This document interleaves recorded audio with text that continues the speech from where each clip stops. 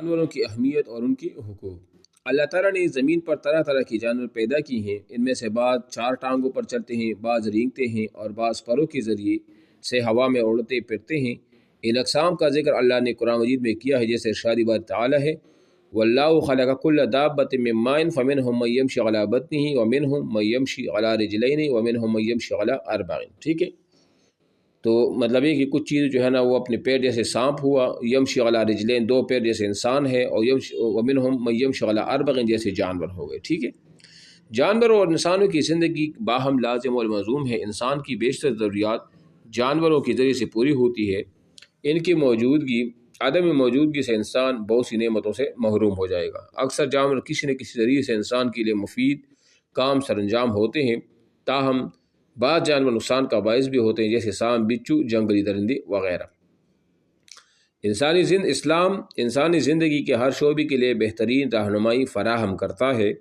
چونکہ جانوروں کا انسانوں کے ساتھ گہرا تعلق ہے، اسلام نے اس تعلق کی پوری رعایت کی ہے۔ دین اسلام صرف انسانی حقوق کی بات نہیں کرتا، بلکہ جانوروں اور حیوانوں کے حقوق بھی واضح کرتا ہے اور انہیں پورا کرنے کی تاکید کرتا ہے۔ مسلمانوں کے لیے ضروری ہے کہ اگر اس نے کوئی جانور پال رکھا ہوا ہو، یا اسے وہ کوئی عارضی کام لیتا ہو، یا اس کی دسترس میں ہو، تو اس کے درزیر حقوق کا خیال وہ رکھے۔ حق کے خوراک، یعنی خوراک کا حق رکھے۔ نمبر 1، جیسے جانور کا سب سے پہلا حق یہ ہے کہ اس کے چارے، دانے، کھانے پینے کا خیال رکھا جائے۔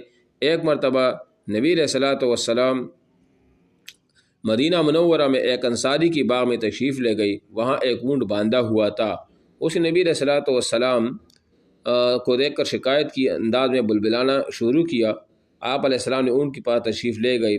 پھر آپ علیہ السلام نے اس کے مالک کو بلایا، فرمایا اس بے زبان جانور کے بارے میں اللہ سے ڈر، جسے اللہ نے تیرے اختیار میں دے رکھا ہے۔ یہ اونٹ اپنے آنسو اور اپنے آواز کی ذریعے مجھ سے تیری شکایت کر رہا ہے۔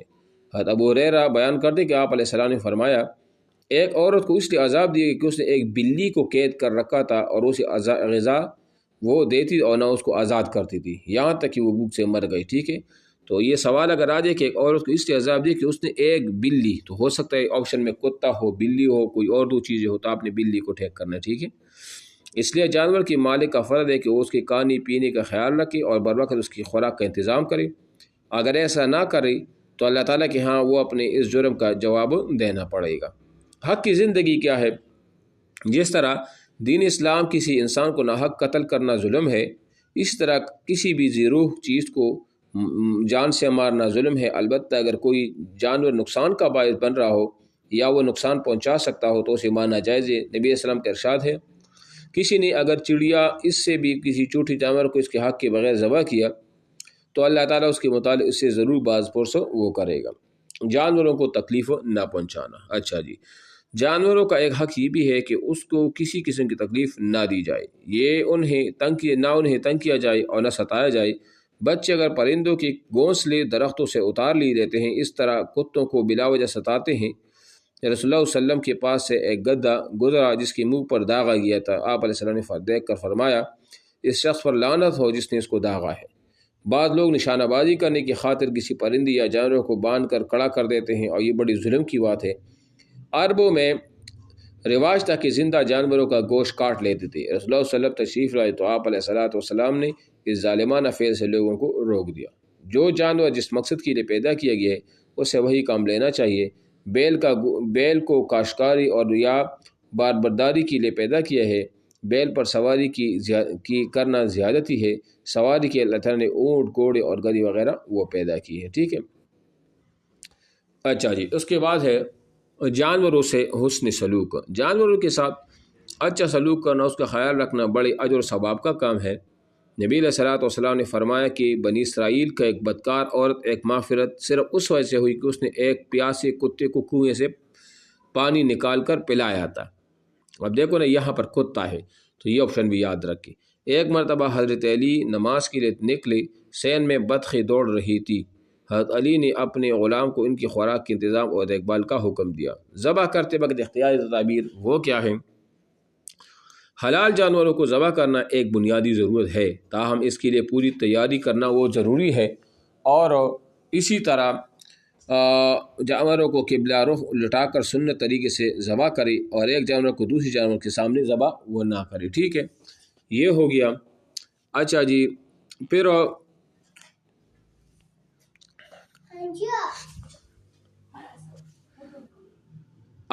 اس کے بعد ہے کن چری سے جانور ذبح نہ کیا جائے. جانور اگر بھوکا پیاسا ہو تو اس حالت میں ذبح نہ کیا جائے. جانور کو قبلہ رخ لٹا کر سنت طریقے سے ذبح کرے، ایک جانور کو دوسری جانور کے سامنے ذبح نہ کیا جائے.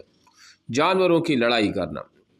موجودہ دور میں لوگ کتوں، بٹھیروں اور مرغوں کو آپس میں لڑائی کراتے ہیں. اس طرح ریچھ کو باندھ کر اس کی پر کتے چھوڑتے ہیں.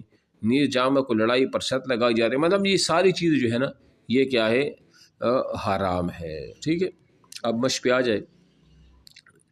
مشق پہ درست جواب پر نشان لگائے. جانور کا سب سے پہلا حق ہے ذبح کرنا، علاج کرنا، چارے دانے اور کھانے پینے کا خیال، صاف ماحول دینا. تو چارے دانے اور کھانے پینے کا یہ والا آپشن وہ صحیح ہے. با رینگنے والے جانور میں شامل ہے مچھلی، سانپ، پرندی، بلی. تو رینگتے کون ہے؟ جیم نمبر آپشن ٹھیک ہے، سانپ. نمبر جیم، جانوروں کا ایک حق یہ بھی ہے کہ ان کو کسی قسم کی تکلیف نہ دی جائے. حدیث رسول اللہ علیہ وسلم کے مطابق لعنت کا مستحق ہوگا جس نے، دیکھو بہت اہم سوال ہے، جس نے اس پر بوجھ لادا، بلا ضرورت باندھا، لاٹھی سے مارا، جانور کو داغا. اب جانور کو داغا یہ آپشن ٹھیک ہے. اب یہاں پر اگر آپ نے پڑھا نہ ہوا نا یہ سبق تو پھر آپ کو کہ لاٹھی سے مارنا یہ اکثر لوگ کرتے یہ منع کی، لیکن یہ نہیں ہے، جانور کو داغا. یہ دال نمبر، کاشتکاری اور برداری کے کام آتا ہے گدھا، بیڑ، گائے، بیل. کاشتکاری اور برداری کے کام کون سا آتا ہے؟ بیل آتا ہے، گدھا نہیں، بیڑ نہیں، بیل آتا ہے. آپشن نمبر دال ٹھیک ہے. ہاں نمبر، نبی بنی اسرائیل کی بدکار عورت کی مغفرت صرف اس وجہ سے ہوگی کہ اس نے کنویں سے پانی نکال کر پلایا تھا ایک پیاسے کتے کو، ایک پیاسی بیل کو، ایک پیاسی کوبی کو، ایک پیاسی اونٹ کو.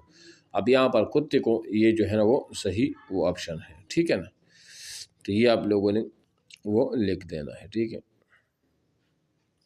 یہ ہو گیا. تو یہ کتاب جو ہے نا اسلامیات آج وہ ختم ہو گیا اور ہم نے پڑھا بھی، تو یہ آپ کتاب آپ کی جو ہے نا وہ ختم ہو گیا. ٹھیک ہے، انشاءاللہ کل پھر یہاں سے وہ پڑھیں گے کلاس 8 اسلامیات، وہ کل سے وہ شروع کریں گے. ٹھیک ہے.